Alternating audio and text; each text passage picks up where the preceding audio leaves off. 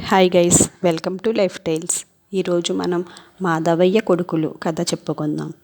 మాధవయ్యకి ముగ్గురు కొడుకులు, ముగ్గురికి ముగ్గురు ప్రయోజకులు. మాధవయ్యకు వయసు మీద పడేసరికి కొన్ని పనులు కొడుకులకు అప్పచెప్పి విశ్రాంతి తీసుకుంటున్నాడు. మాధవయ్య ముగ్గురు కొడుకులకి కూడా తండ్రి అంటే ఎంతో భక్తి గౌరవాలున్నాయి. కానీ ఆయన చేదస్తం, మూఢనమ్మకం, లేనిపోని భేషజాల కారణంగా పెరగవలసిన ఆస్తి నానాటికి తరిగిపోతోందని వాళ్ళు గ్రహించడానికి ఎంతో కాలం పట్టలేదు. తండ్రి మనస్సుని ఒప్పించకుండా ఆయనలో మార్పు తీసుకురావాలని వాళ్ళు ముగ్గురు అనుకున్నారు. ముందుగా పెద్ద కొడుకు గొడ్డు గేదెల సమస్యను తీసుకున్నాడు. మాధవయ్య ఇంటిలో ఎప్పటికీ పాలివ్వని గొడ్డు గేదెలు 4 ఉన్నాయి. పశువులను స్వార్థబుద్ధి లేకుండా సమాన దృష్టితో చూడాలని మాధవయ్య సిద్ధాంతం. అందుకని ఆయన పాలిచ్చే పశువులతో సమానంగానే గొడ్డు గేదెలకు కూడా కడుపు నిండా తిండి పెట్టేవాడు. పాలు ఇవ్వకపోయినా గ్రాసవ్యయం గొడ్డు గేదెలకే ఎక్కువయ్యేది. మాధవయ్య పెద్ద కొడుకు కొన్ని రోజుల పాటు పాలిచ్చే పశువులకు సరైన గ్రాసం పెట్టకుండా మార్చాడు. దాంతో అవి పాలివ్వటం తగ్గించాయి. ఇంట్లో పాలకి, వెన్నకి, మజ్జిగకి కరువు రావటంతో మాధవయ్య కారణం అడిగాడు. ఈ ఏడాది గడ్డి, జనుము, ఉలవలు బాగా తక్కువగా ఉన్నాయి. ఉన్నంతలో అన్ని పశువులకి సమానంగా పెడుతున్నాను. కానీ గొడ్డు గేదెలు మరీ ఎక్కువగా తినేస్తున్నాయి. పాడి పశువులకు తిండి చాలటం లేదు అన్నాడు మాధవయ్య కొడుకు. అయితే పాలివ్వని ఆ గేదెల్ని మనం ఏం చేసుకుంటాం? అయినకాడికి అమ్మేసుకుని సొమ్ము చేసుకోండి అన్నాడు మాధవయ్య. పెద్ద కొడుకు మనసులో సంతోషిస్తూ, సరే నాన్న, నువ్వు ఎలా చెప్తే అలా చేస్తా అంటూ గొడ్డు గేదెల చేత గొడ్డి చాకిరీ చేయించుకోగల సుబ్బయ్యకి ఆ గేదెల్ని అమ్మేశాడు. బాగా బలిసి ఉండటం వలన వాటికి మంచి ధర కూడా వచ్చింది. ఇక రెండో వాడి వంతు వచ్చింది. మాధవయ్య తండ్రి తన శ్రాద్ధానికి పేద సాదలకి ఘనంగా విందు ఏర్పాటు చేసి వస్త్రదానం చేసేవాడు. దానికి ఏటా బోలెడు ఖర్చు అవుతూ ఉంటుంది. అవసరంలో ఉన్న వాళ్ళను ఆదుకోవటం మంచిదే కానీ సోమరితనాన్ని పోషించడం మంచిది కాదంటే మాధవయ్య ఒప్పుకోడు. పెద్దల ఆత్మకు శాంతి కలగాలంటే అన్నదానం, వస్త్రదానాలే ముఖ్యమని మాధవయ్య నమ్ముతాడు. ఆ సంవత్సరం విందు భోజనంలో మాధవయ్య రెండో కొడుకు విరోచనాల మందు కల్పించాడు. తర్వాత తండ్రి పంచిన వస్త్రాలు అలాంటివే వేరే తెచ్చి ఇంట్లో పెట్టాడు. మాధవయ్య వాటిని చూసి ఇవెక్కడివి అని అడిగాడు. మీరు దానం చేసిన వస్త్రాలన్నీ ఆ పేదవాళ్ళు అయినకాడికి భద్రయ్యకి అమ్మేశారు. ఆ సంగతి తెలిసి భద్రయ్యకి కొంత డబ్బిచ్చి ఆ బట్టలన్నీ నేనే కొన్నాను. వచ్చే ఏడాది ఎలాగో అవసరమే కదా అన్నాడు మాధవయ్య రెండో కొడుకు. ఇది వినగానే మాధవయ్య మండిపడి, శుభ్రంగా ఏడాది పొడుగునా కట్టుకుంటారని వాళ్లకు బట్టలిస్తే వాటిని అమ్ముకుంటున్నారా?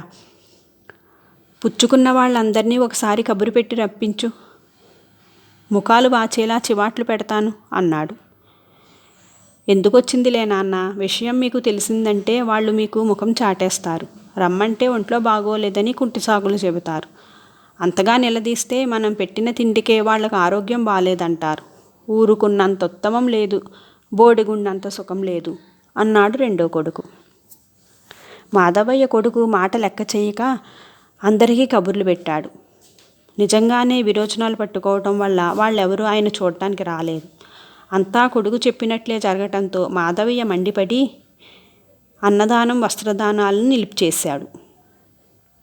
ప్రతిష్ట గురించిన పట్టింపు మాధవయ్యకి బాగా ఎక్కువ. అందుకని ఆయన తన వద్ద అవసరానికి మించిన పనివాళ్ళని పెట్టుకున్నాడు. ఎవరి దగ్గర ఎక్కువ పనివాళ్ళుంటే వాళ్లే గొప్పవాళ్ళని ఆయన అభిప్రాయం. అందువల్ల పనివాళ్ల జీతానికి బోలెడు డబ్బు ఖర్చు అవుతూ ఉండేది.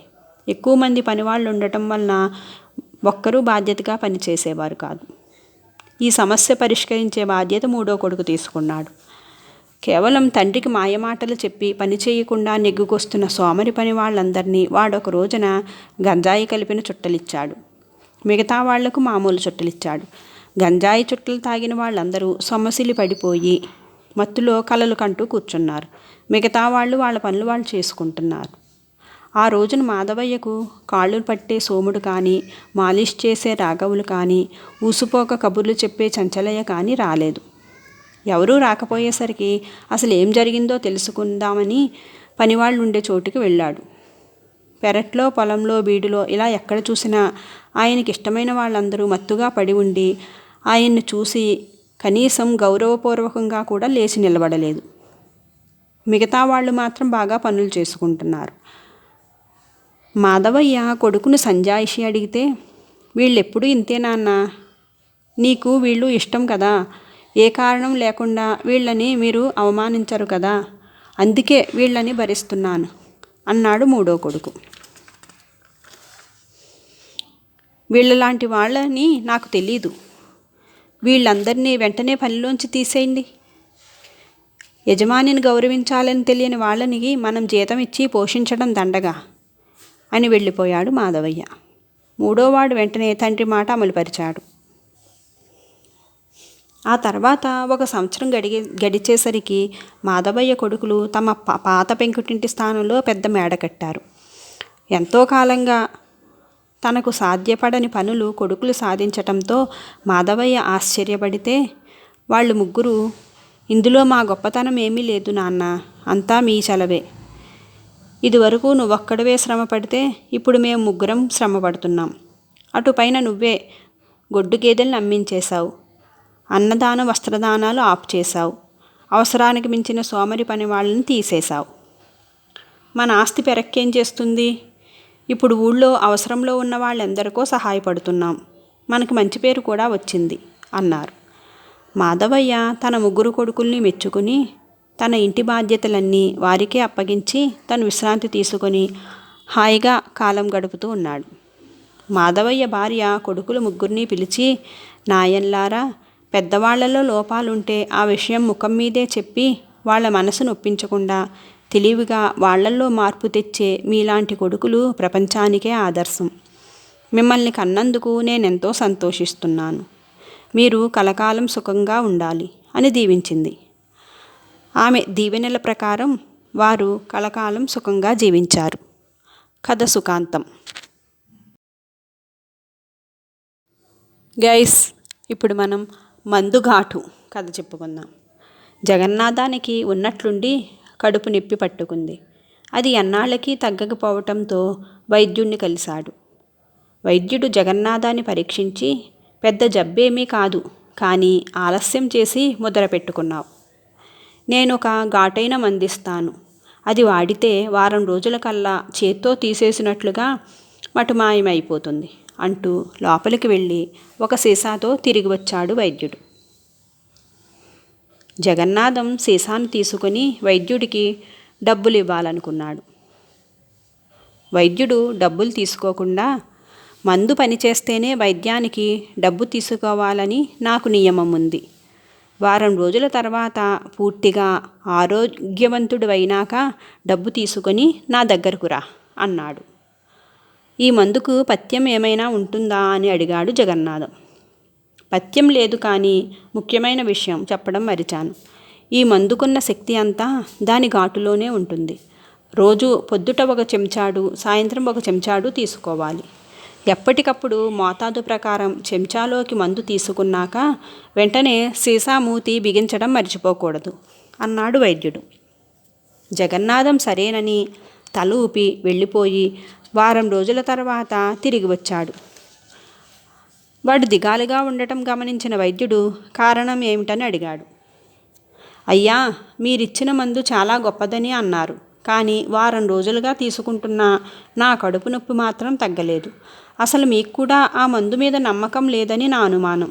అందుకే ముందుగా డబ్బులు ఇస్తానన్నా తీసుకోలేదు అన్నాడు జగన్నాథం బాధగా వైద్యుణ్ణి చూస్తూ.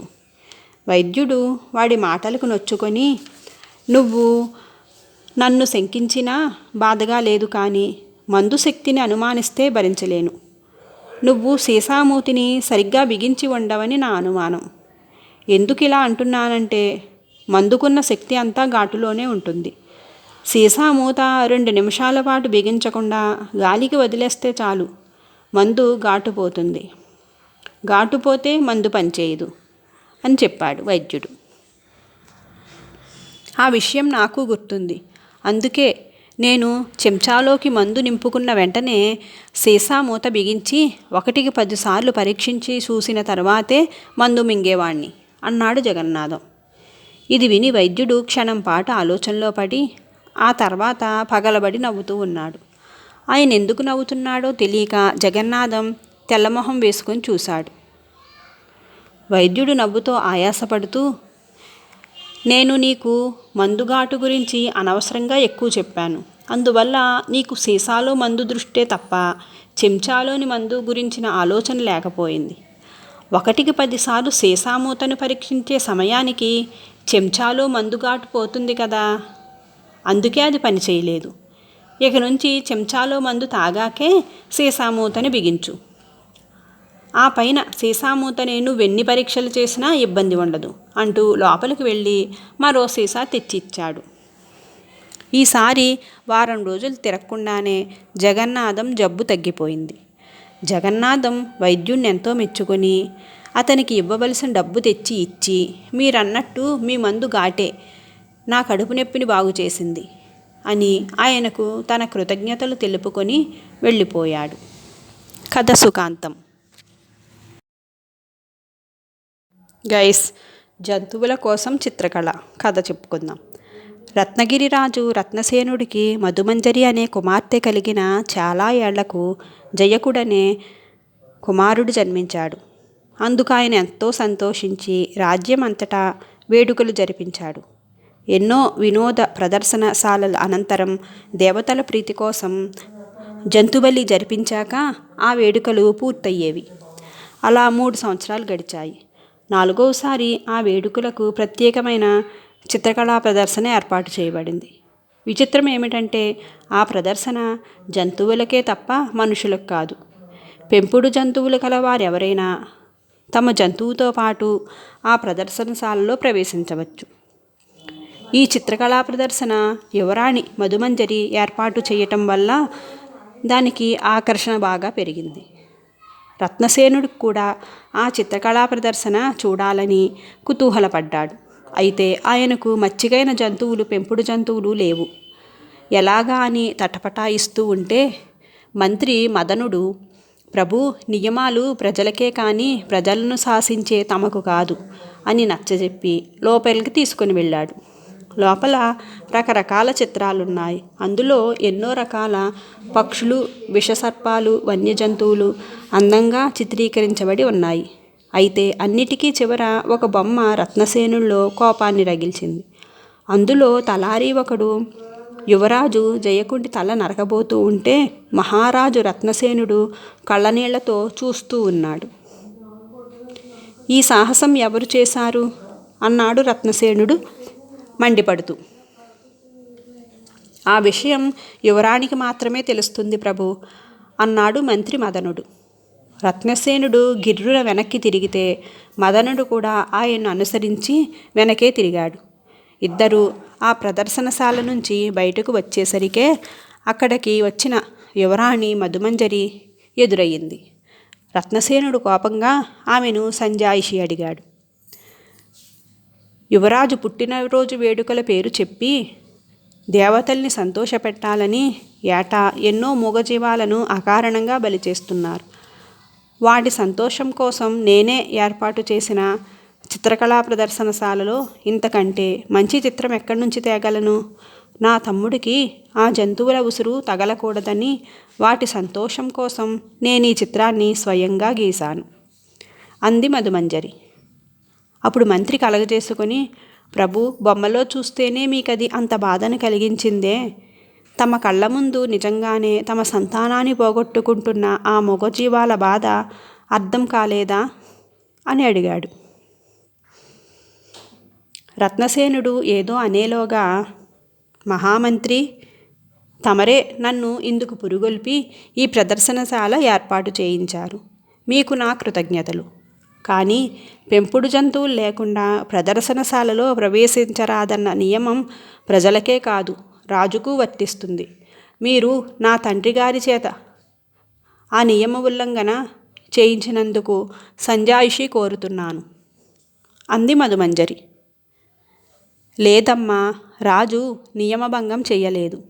ఆయన ఇష్టానికి వ్యతిరేకంగా ఏ సలహా ఇవ్వకుండా ఆయన చెప్పిన ప్రతి మాటకు తల ఊపే నేనాయనకు పెంపుడు జంతువునే కదా. నాతో ఆయన ప్రదర్శనశాలకు వెళ్ళారు కాబట్టి ఇందులో నియమభంగం ఎక్కడుంది అన్నాడు మదనుడు.